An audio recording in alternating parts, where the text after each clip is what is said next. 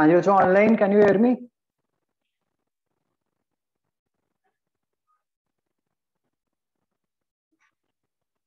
ठीक है, ओके।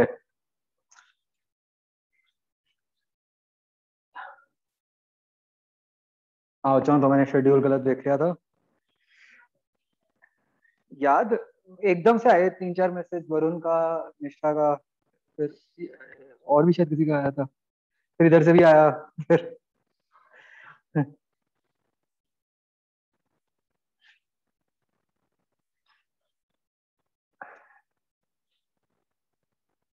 हाँ बच्चों, कहाँ थे हम?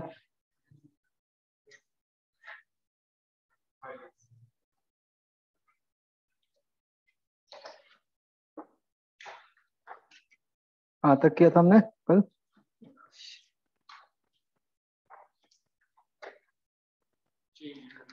चेंज इन मीडियम तक किया था। ठीक है, ओके। तो बच्चों नेक्स्ट पार्ट पढ़ने के लिए, मतलब इसीलिए आईडीएससी में ही हम वेरिएशंस और सीख रहे हैं, उसी हम एक कंसेप्ट सीखेंगे which is known as optical path length.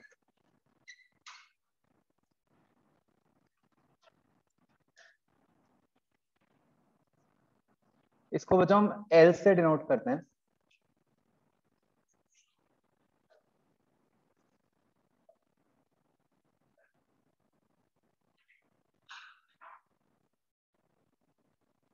तो इसमें बच्चों क्या होता है कि जैसे अभी तक हम जब हम दिखाते थे कि मान लो सोर्स से वेव पॉइंट टी तक पहुंची है ना, जहां पे हम इंटरफेरेंस की बात कर रहे थे, तो अभी तक हम जो एक्स लिखते थे वो बेस पाथ लेंथ होती थी, जिसका हम डिफरेंस लेते थे बाद में, है ना, to find the phase difference. ठीक है, अब हम बच्चों एक नई टर्म डिफाइन करते हैं जिसको बोलेंगे optical path length. This is basically summation of N I X I. मतलब वेव ने जिस जिस मीडियम में भी ट्रैवल किया पॉइंट पी तक पहुंचने के लिए, सारे मीडियम्स का रिफ्रैक्टिव इंडेक्स मल्टीप्लाइड बाय उसका एक्स। ठीक है, जिसको कि हम डिनोट कर देंगे विद एल।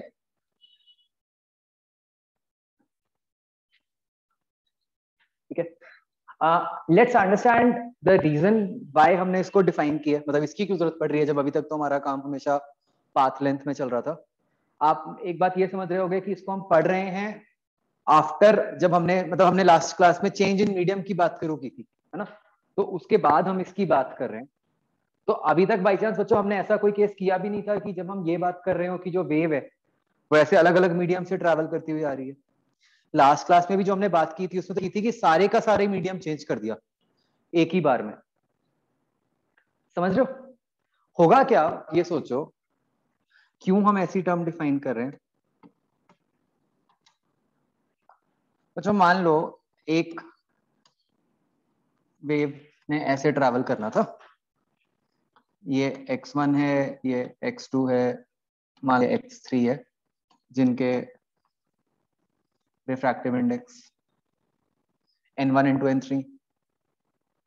ठीक है, जब आप फेज लिख रहे होगे नॉर्मल सिनेरियो में इस वेव का, उसमें कैसी टर्म्स आएंगी, मतलब हम kx वाली टर्म पे फोकस करते हैं। अब वो टर्म ऐसे बनेगी ना,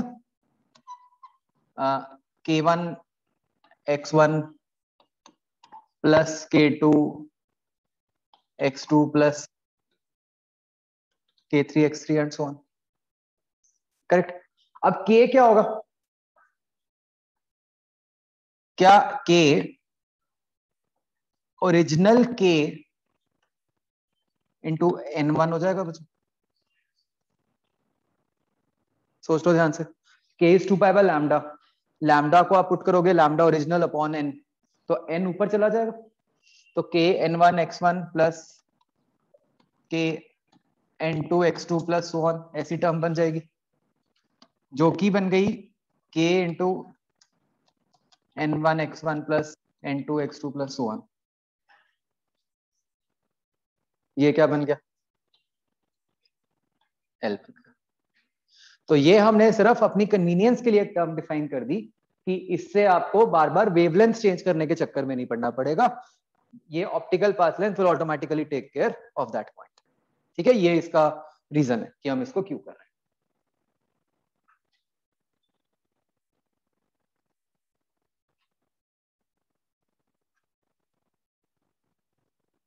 क्या ये बात समझ आ गई बच्चों? ठीक है जी। तो बस फिर क्योंकि ऐसा हो रहा, अब हम क्या करेंगे कि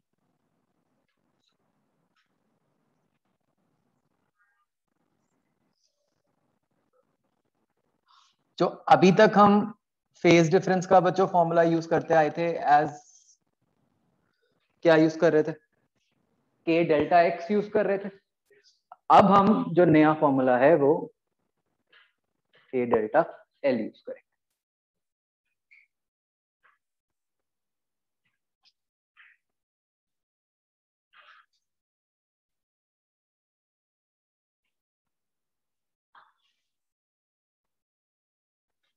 इसका बच्चों लॉजिक समझ आ गया क्यों कर रहे हैं हम? ठीक है,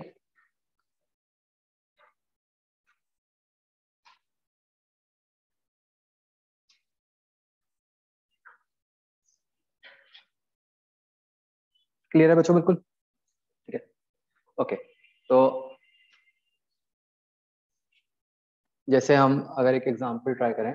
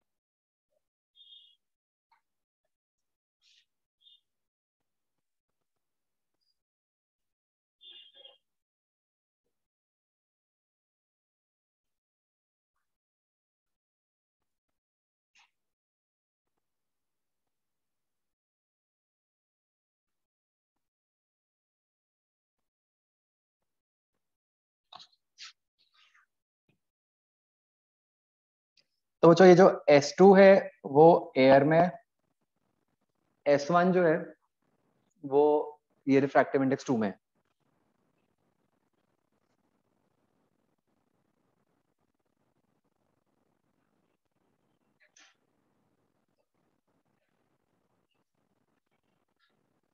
ठीक है,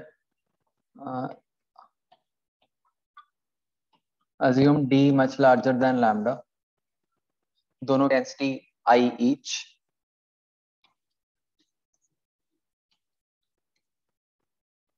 तो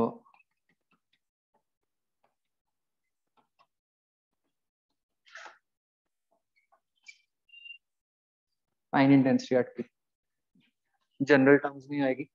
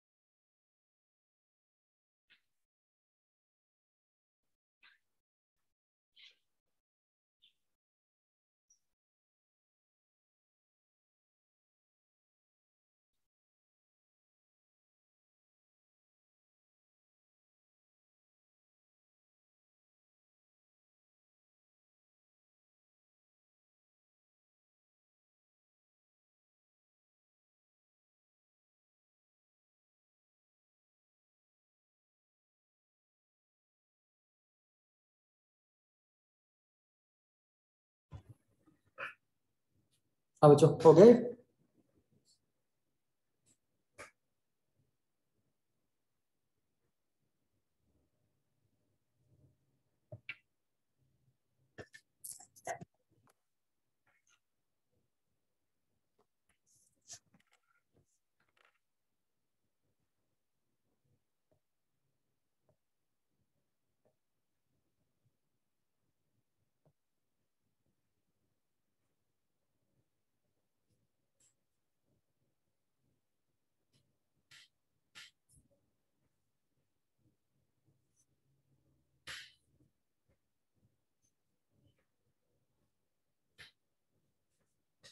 क्या बनता है बच्चों इसमें?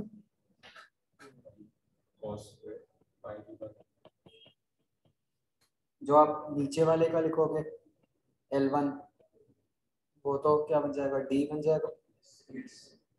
L2 क्या बन जाएगा? Root of D square plus 16 lambda square into 2। तो यहाँ से डेल्टा एल जो बनेगा 2 into root of D square plus 16 lambda square minus D बनेगा। इसको बच्चों कैसे अप्रोक्सीमेट करोगे? बाइनोमियल अगर हम लगाते हैं इस पर तो वी विल गेट, इसे डी स्क्वायर कॉमन लेते हैं तो बाहर आके डी हो गया into 1 plus 16 lambda square by D square raise to power half, ऐसे लिखते हैं बच्चों। तो ये कितना बन गया?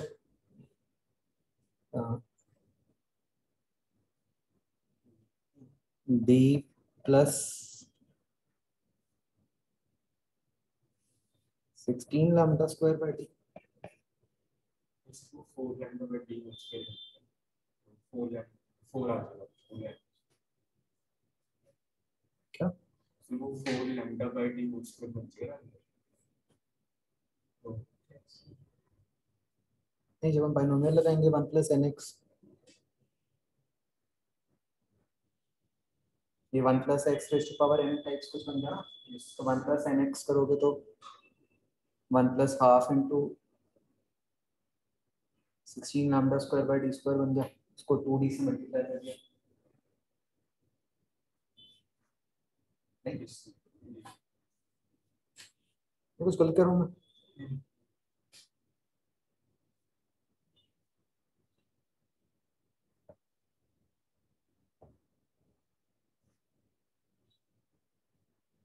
ठीक बनेगा ना बच्चों?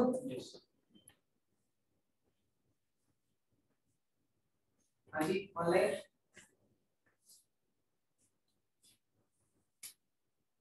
तो जिसको आप फर्दर नहीं कुछ कर पाओगे अगर वैल्यूज नहीं गिवन, तो वो मतलब अगर मान लो कुछ वैल्यूज गिवन होती तो फिर हम क्या करते? तो डेल्टा फाई को के डेल्टा एल पुट करते और फिर इंटेंसिटी वाले फॉर्मूला में पुट करते।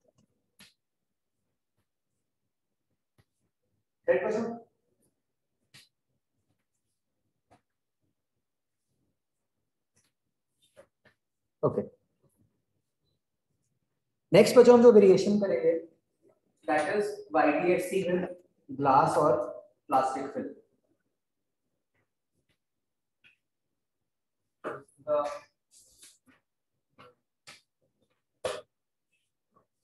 आई थिंक सेकंड लास्ट वेरिएशन जो हम YDFC में करते हैं। तो व्हाट दिस मींस इज बच्चों कि हम ऐसे जो हमारा स्टैंडर्ड YDFC सेटअप है उसमें हम किसी भी एक सोर्स के आगे S1 S2 उसके आगे हमने एक पतली सी फिल्म लगा दी। प्लीज अंडरस्टैंड कि ये जो फिल्म है वो इनटू द प्लेन है ना, स्लिट के साथ है ना। तो इनटू द प्लेन हमने पतली सी फिल्म लगा दी जिसकी थिकनेस दी है एंड लेट अस से दिस पार्ट स्टार्ट करेंगे एंड डैश। बाकी सारा कुछ देयर इज नो चेंज, सिर्फ हमने फिल्म इंट्रोड्यूस कर। तो जो ये बस मतलब हम ऐसे दिखा देते हैं हवा में, रियलिटी में क्या होता है कि हम इसको ये जो लेफ्ट साइड वाली दीवार सी इसको चिपका ही देते हैं।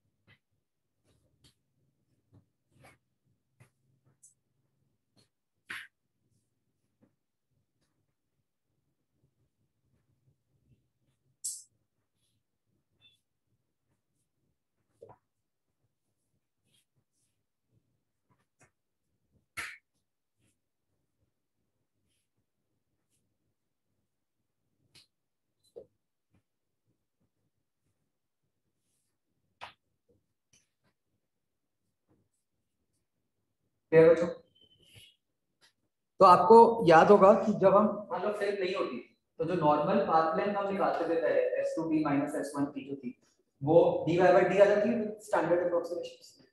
ठीक है, let's keep that in mind. अब हमें पता है कि इस केस में हमें क्या करना होगा, हमें क्या निकालना होगा? अब क्योंकि मीडियम चेंज हो गया बीच में, तो हम अब हमारा जो नया मेथड है हमें क्या करना होगा, L2 माइनस L1 निकालना होगा, राइट। अब L2 क्या बन गया बच्चों, L2 तो सिंपली 1 into S2P बना। L1 क्या बनेगा, ध्यान से सोचो। देखो L1 को मैं ऐसे लिख सकता हूँ, ध्यान से सोचो। Can I write it as S1P minus T into 1 plus T into L dash, है ना। तो हमने ऐसे L2 L1 को लिख दिया, यहां से हम डेल्टा L निकाल लेंगे।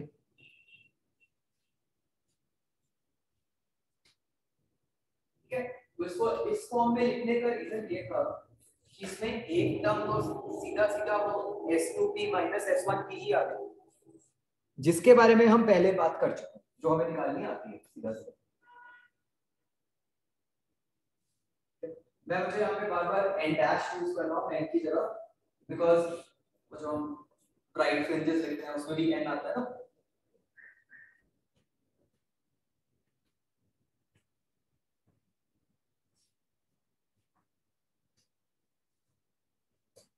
तो ये क्या बन गया अपना, फिर ये dy by d minus p into n dash minus 1। मतलब अच्छा हम क्या कह सकते हैं कि जो फेज डिफरेंस है पॉइंट P पर, वो पहले से कम हो गया, ज्यादा हो गया या सेम रहा। कम हो गया, पहले सिर्फ dy by d था, अब उसमें से एक टर्म माइनस हो गई।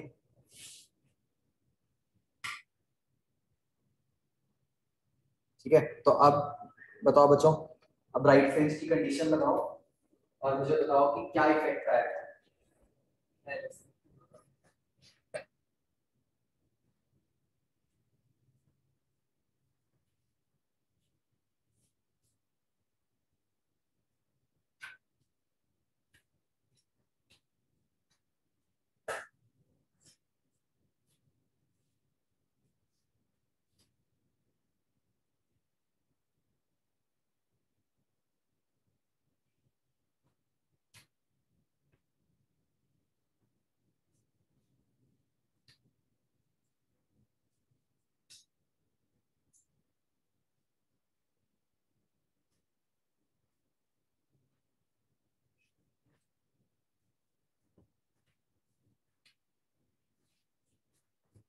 तो क्या कंडीशन लगाएंगे, delta L equal to N lambda, जो पहले डेल्टा x पे थी कंडीशन, डेल्टा L पे लग गई। इससे क्या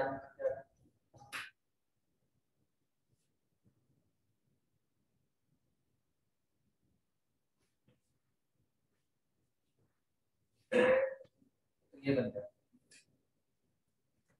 y n lambda d by d plus d by d into p into n dash minus 1। इससे क्या समझ आया कि जो राइट फ्रिंजेस हैं वो शिफ्ट कर रहे हैं पहले से। पहले तो वो सिर्फ n lambda d by d पे बन रहे थे, अब वो इतने अमाउंट से शिफ्ट मतलब और ऊपर चले गए। ठीक है, तो जब तो हमने सारे के सारे रीजन को चेंज कर दिया तब तो हमने देखा था कि वो कंप्रेस हो गया। अभी क्या होगा, कंप्रेस नहीं हुआ है ना, सिर्फ शिफ्ट कर। ठीक है, और हमने बच्चों कैसे याद रखना है, मतलब हमने इसको इस वाले केस को याद कैसे रखना है कि जो शिफ्ट का फॉर्मूला हम याद रखेंगे ये वाला d by d into t into n dash minus 1। ठीक है, और ये किधर को शिफ्ट हो रहे हैं, जिस तरफ वो आपने फिल्म रखी, सिर्फ ऊपर वाली साइड की तरफ फिल्म रखी थी तो ये पैटर्न ऊपर को शिफ्ट कर गया, यही नीचे को रखी होती तो नीचे को कर देगा। अगर दोनों पे रखी होती, मतलब अगर कोई बिल्कुल सेम रखते तो 0 बन जाता, अगर अलग अलग रखी होती t अलग होता है या n अलग होता है, फिर डिपेंड करता, सबट्रैक्ट करते हैं ऊपर वाले के कारण इतना नीचे वाले के कारण इतना, तो जो भी नेट इफेक्ट आता है। तो इसको ऐसे ही लिख लो कि whole pattern gets shifted towards the direction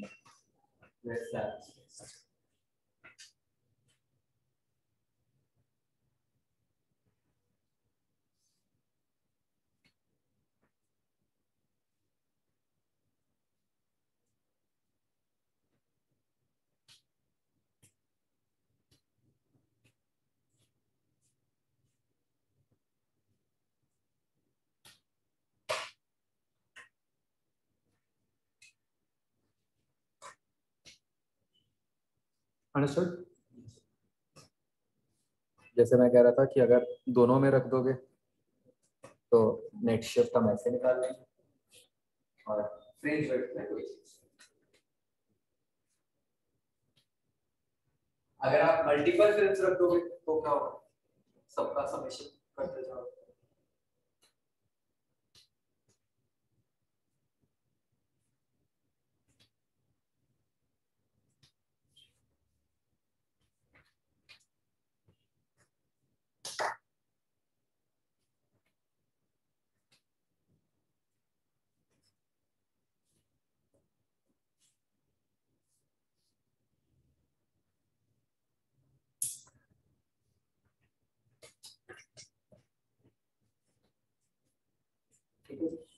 तो जब क्योंकि यहाँ शिफ्ट है तो you will get questions like कि भाई हमने ऐसे सेल रखी तो अब जो सेंट्रल राइट फ्रिंज है वो ऐसी जगह पे शिफ्ट कर गया जहाँ पहले सेकंड राइट फ्रिंज था, तो उसका क्या मतलब हो गया, कितना शिफ्ट हो 2 बीटा, है ना? तो 2 बीटा को आप ये शिफ्ट से इक्वेट कर दोगे, उससे जो भी अननोन होगा वो निकल आएगा, right? Is this thing clear? Now we will be talking about other miscellaneous changes जो हम कर सकते हैं बाय डीएक्स। जो वन चेंज इज, अगर हम इंसिडेंट लाइट रेज है उनको अभी तक तो हम ऐसे दिखाते थे पैरेलल दीवार के परपेंडिकुलर, अब ये पर्टिकुलर एंगल पे आएगा, let's say this angle is 5, ठीक है? एक बार ट्राई करो अपने बिल्कुल बेसिक्स पे चले जाओ और ट्राई करो कि इस केस में क्या होगा, what will be the position of right fringes.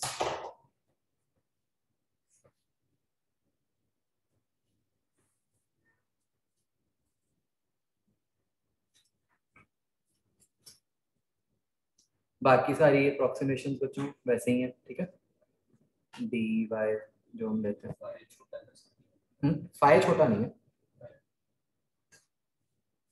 Phi नहीं है छोटा, मतलब वो तो जो हम थीटा लेते हैं वो छोटा।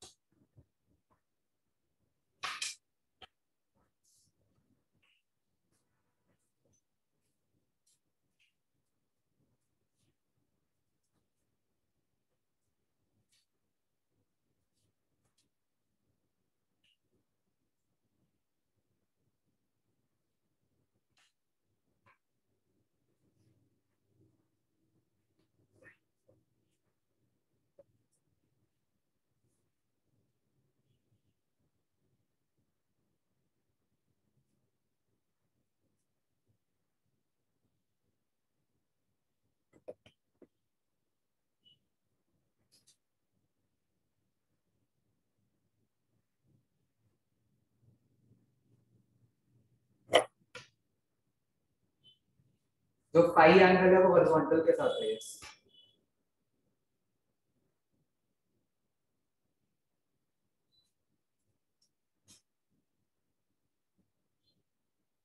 एक हिंट बच्चों जब मैंने दिया हुआ है, जो लाइन बनाई हुई है ए बी, जस्ट थिंक इससे क्या,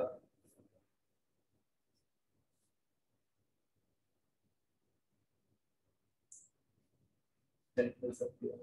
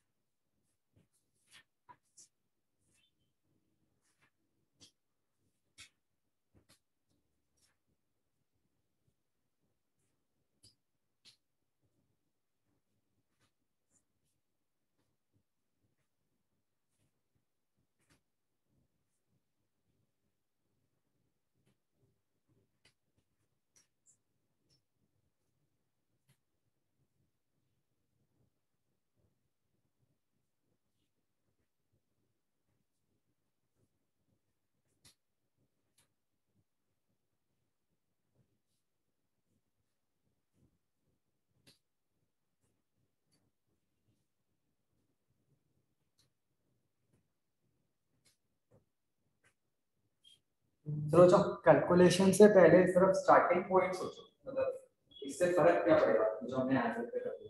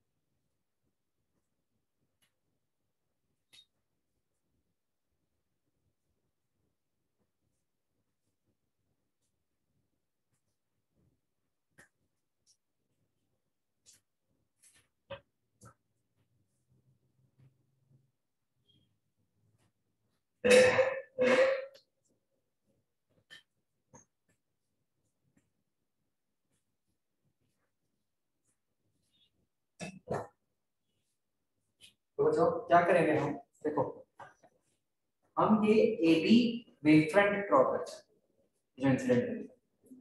आपको ख्याल होगा हमने वेव फ्रंट की एक प्रॉपर्टी लिखी थी कि 2 points on wave front are the same phase, ठीक है। वो हमारे को बहुत यूजफुल होगी, क्यों, हमारे को रेफरेंस पॉइंट मिल गया ना उससे कि भाई ए और बी पॉइंट जो है सबका वो तो सेम फेस में है ना। तो हम ए बी के बाद से पाथ रेफरेंस ले लेते हैं, राइट। तो हम बस क्या करेंगे, उसके आगे वही पाथ डिफरेंस लेके और सारी वही कहानी। तो बी से जो पाथ बना, लेट्स कॉल इट x1, वो क्या बन गया bc प्लस c।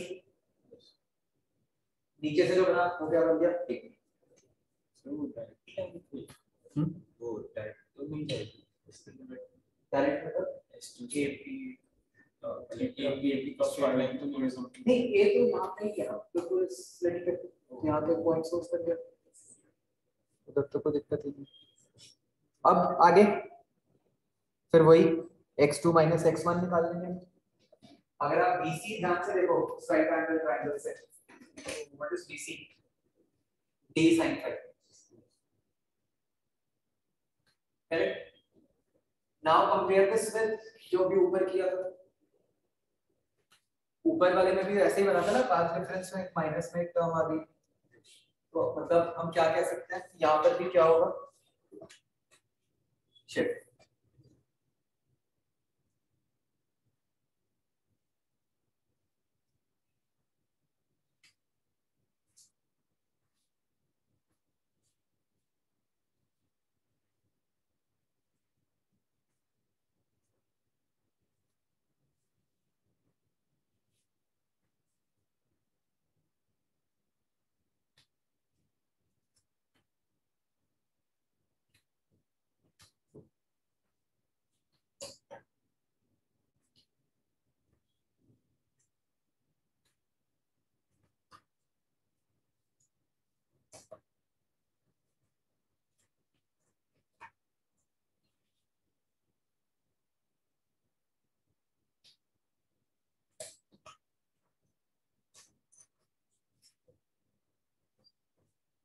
ठीक है बच्चों, सब क्लियर हो गया।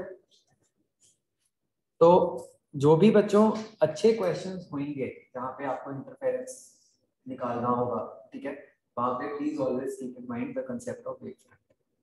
बेसिकली वेव फ्रंट आपको एक रेफरेंस पॉइंट दे देता है जिसके आगे से आपने पाथ रेफरेंस लेना है। ओके, नेक्स्ट बच्चों एग्जांपल ट्राई करते हैं।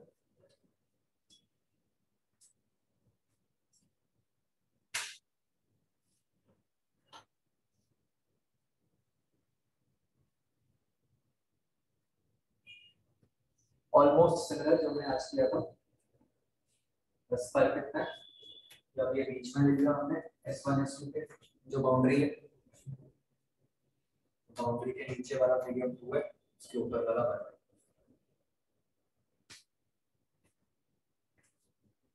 तो आपको ओरिजिन पे इंटेंसिटी निकालनी है।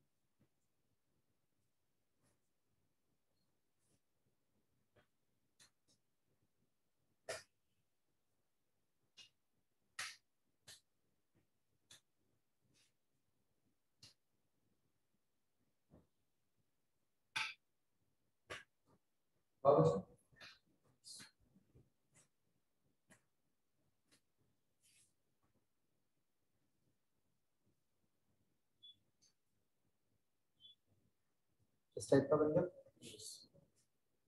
डेल्टा आएगा आपका, देखो 2/3 का फैक्टर आ रहा है, तो root of B square plus C square का 4। तो क्लियर हो गया बच्चों?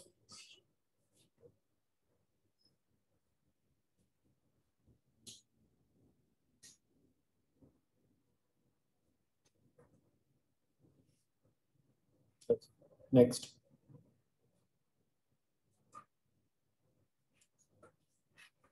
अब हमने क्या किया, उस स्लिट्स को परमानेंट कर दिया।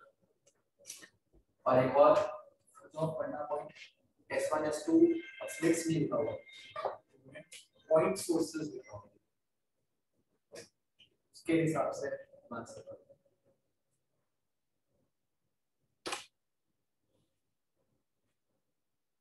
And approximation की एक लिखी हुई small D capital,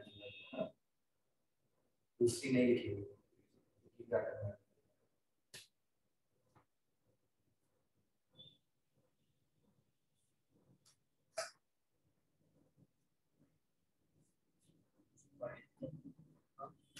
by n of right fringes, मतलब right fringes का जनरल y निकालना है, n नंबर निकालना प्लस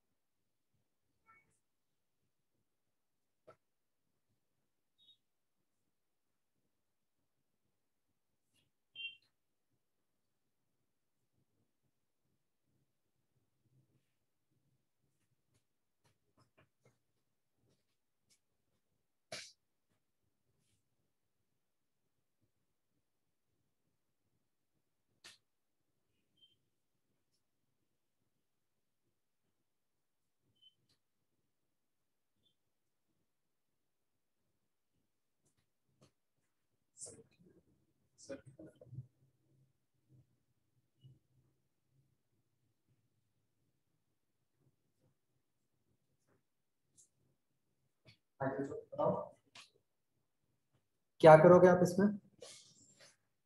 सबसे पहले तो हमें पाथ डिफरेंस निकालना है। अब पाथ डिफरेंस निकालने के बच्चों दो तरीके हो सकते हैं।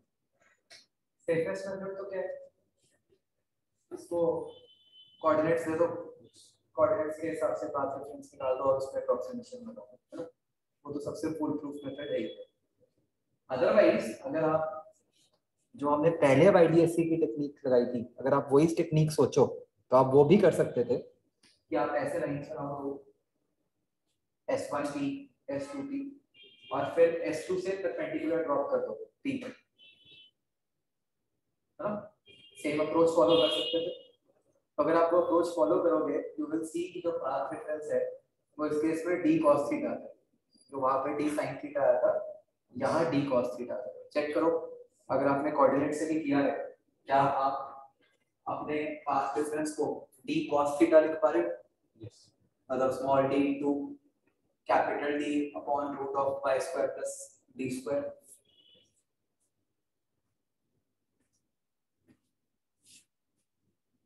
ठीक है, और अब पुट क्या करना है, equal to n lambda for bright fringes. तो cos थीटा की वैल्यू आ गई n लैम्डा बाय d। ठीक है, अब हाँ यहाँ पे एक बात थी कि tan theta is y by d, और आपको थीटा स्मॉल की तो कंडीशन दी थी, है ना? तो मतलब ऐसा नहीं था कि स्टैंडर्ड YDSC में तो क्या होता है sin थीटा को tan थीटा से अप्रोक्सीमेट करके आप काम चला रहे हैं। यहाँ पे क्या करो, ठीक है कोई बात नहीं, यहाँ नॉर्मल सॉल्व कर लेते हैं। तो मान लो मैंने लगा दिया sequence for theta is 1 plus tan square theta, तो मेरे पास ये एक्सप्रेशन बन गया। तो यहाँ से मेरे पास ये y की वैल्यू,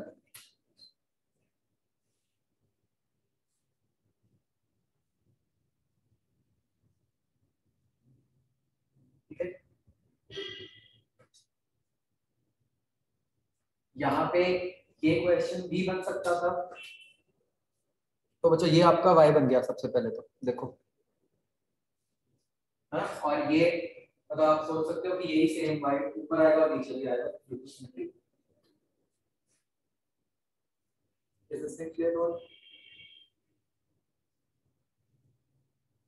यहाँ पर भी हम बच्चों नंबर ऑफ ब्राइट फ्रिंजेस की बात कर सकते हैं।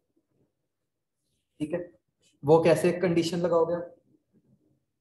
ये जो y है आपका वो रूट में आएगा, तो आप क्या कहोगे कि y should be greater than equal to 0। तो यहाँ से आपकी ये कंडीशन बन गई। तो मतलब जो n है वो d बाय लैम्डा से कम होगा, वही greatest integer of d by lambda. तो ये तो बाय चांस सेम ही आ गया नंबर ऑफ फ्रिंजेस पर आ गया, तो वहां भी यही बना था। मतलब बस एक बात है कि यहाँ पे वो नहीं आएगा सेंटर वाला y इक्वल टू 0 वाला, यहाँ तो बस ये सिर्फ 2 से मल्टीप्लाई होगा।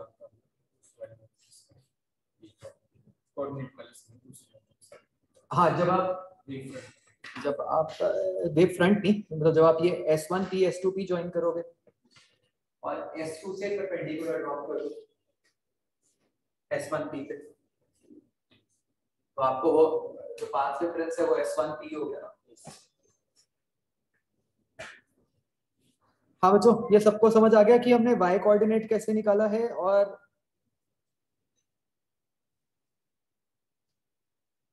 उसके कॉरेस्पॉन्डिंग इफ रिक्वायर्ड हम नंबर ऑफ ब्राइट फ्रिंजेस भी निकाल सकते हैं।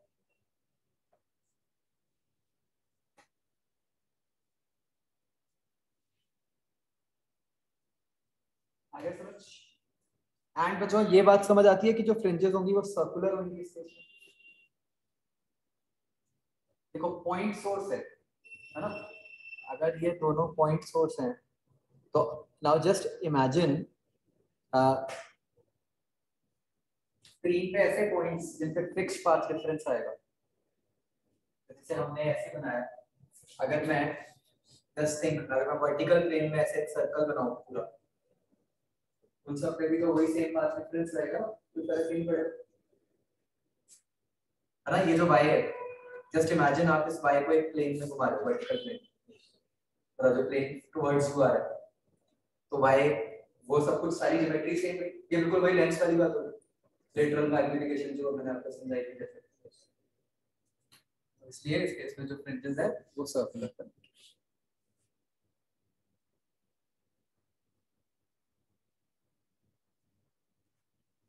अब बच्चों सबको क्लियर हो गया है क्वेश्चन?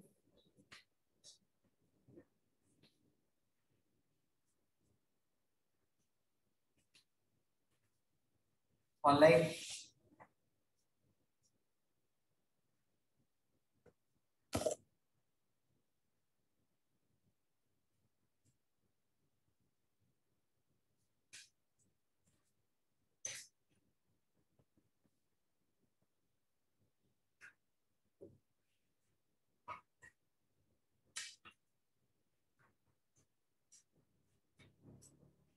ऑनलाइन बच्चों क्लियर हुआ कि नहीं?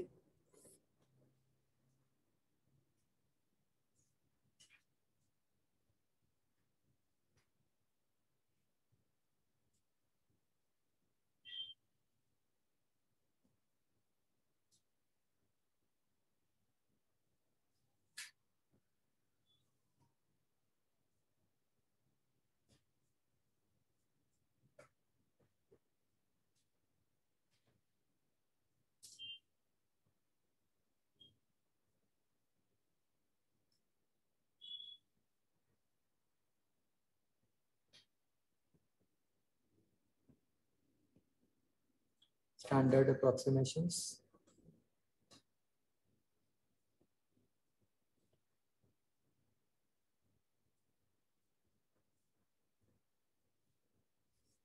जैसे एक छोटा सा चेंज,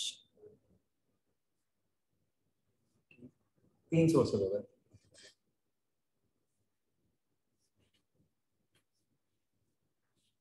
ध्यान से सोचो कि इस केस में क्या होगा।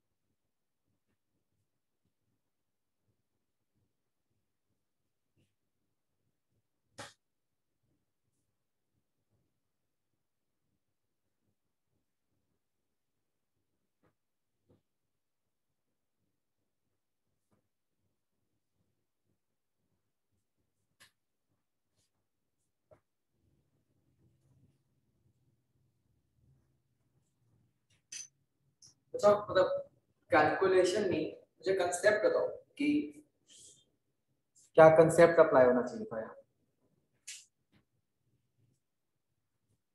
प्रोबेबिलिटी उसी कंसेप्ट को हम मतलब और 4-5 सोर्सेज जो है उस पर ये एक्सटेंड करते हैं।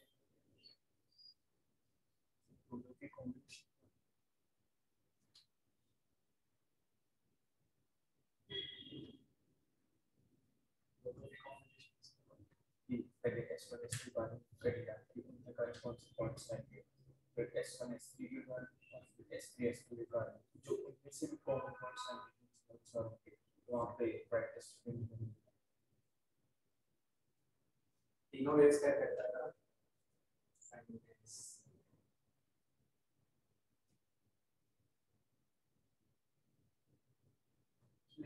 फॉर्म है, बिल्कुल बेसिक्स पे चलेगा, स्टार्ट पे चलेगा, जहाँ से बिल्कुल फर्स्ट स्टेप जहाँ से हम ड्राइव करना शुरू करते हैं इंटरफेरेंस। तो think of it this way, कि now you have to find y1 plus y2 plus y3।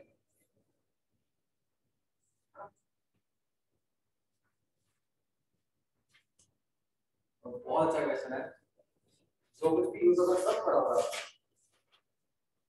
Hint मैंने दे दिया कि बिल्कुल बेसिक पे चले जाओ, मतलब उसके आगे से ही स्टार्ट होगा।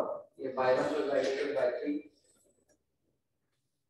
जब मैथ्स अप्लाई करोगे तो लिखोगे, ये नहीं कि ट्रिग्नोमेट्री से भी इसको सॉल्व करना, वहां पे अप्रोच सोचना है कि क्या फॉलो किया जाए जिससे कि हम इसको फर्दर बढ़ाना। तब दिमाग उस पे लगाओ, y1 plus y2 plus y3 तो कैसे लिखा जाता है।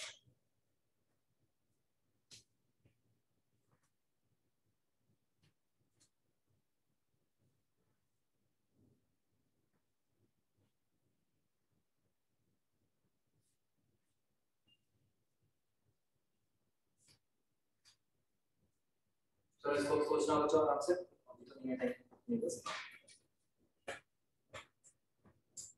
ठीक है, सबने सोचना है। बहुत अच्छा क्वेश्चन है, but this is anyways the last question of ITS। तो ये IIT वाला सिलेबस आपका खत्म हो जाता है।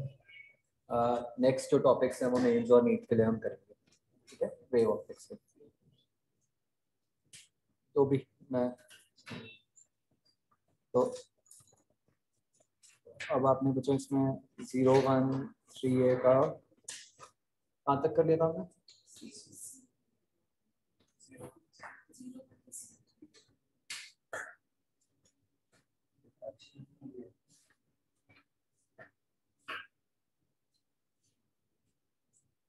तो मतलब इसके बच्चों ABCD पार्ट्स कंप्लीट रखना।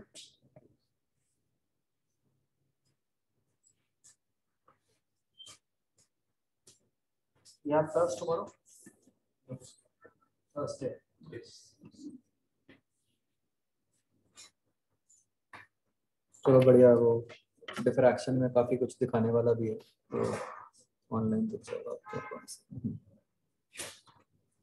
चलो ठीक है बच्चों, ओके देन बाय।